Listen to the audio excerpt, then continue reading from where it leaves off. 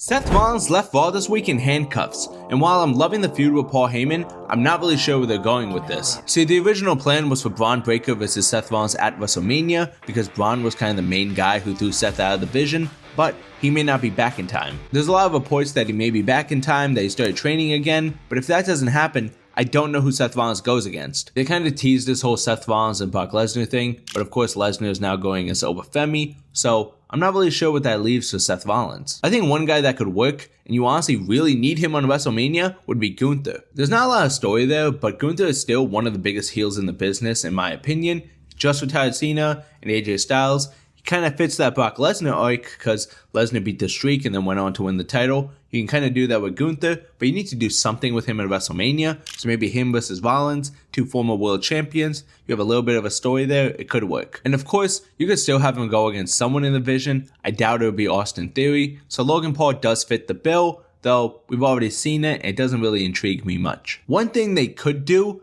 and it's not the best option, but it's still a lot of fun, have Seth Rollins go against Paul Heyman. That's what it feels like they're kind of leading to at this point. Paul Heyman made it known on this Raw that he's not afraid of Seth Rollins. He's willing to get physical in some sort of way. So I feel like you could do that match and a lot of people can get involved then. If Braun Breaker can't be cleared for a full match, you could at least have him spear Seth Rollins and Paul Heyman ends up winning. I also think Seth Rollins doesn't really lose a lot from losing this match. He's at that point of his career that wins and losses don't really affect him much. He's an established star. People are going to sing his song. It doesn't really matter. Plus, if you had Braun Breaker spear him, then that kind of keeps his credibility. As we already spoke about, there's not really a lot of options besides Paul Heyman and the Vision. Maybe Braun Breaker if he comes back. You could let him get involved in the CM Punk Roman thing, but he already did that last year, so I doubt you want to do that again. And the last option could be a surprise. They could get somebody, a new Paul Heyman guy, somebody to join the Vision and go against Seth Rollins at WrestleMania. Seth Rollins gets another mystery opponent at WrestleMania, maybe have Chris Jericho or somebody from NXT. I'm not really sure what WWE is going to do with Seth Rollins at WrestleMania. I kind of feel like we're in limbo right now, though this week's Raw and MSG could totally change things. Hit me with the like,